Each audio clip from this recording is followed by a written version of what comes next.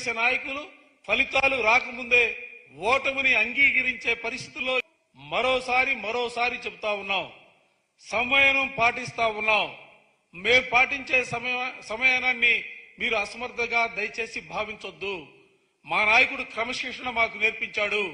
మా నాయకుడు ప్రజాస్వామ్య విలువల్ని ఏ విధంగా అమలు చేయాలన్న అంశాల్లో ఎప్పటికప్పుడు మమ్మల్ని ముందుకు తీసుకెళ్లే కార్యక్రమాన్ని తీసుకుంటా ఉన్నారు.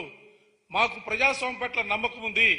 అందుకే రేపు 4వ తారీఖు జరిగే ఎన్నికల్లో వైఎస్ఆర్ కాంగ్రెస్ పార్టీ ఓ బ్రహ్మాండమైనటువంటి మెజార్టీతో గెలవబోతుందన్న అంశాన్ని కూడా ఈ సందర్భంగా చెబుతూ ఎన్నికల ప్రక్రియ అయిపోయింది. రాష్ట్రంలో ప్రశాంతమైనటువంటి వాతావరణం కావాలా?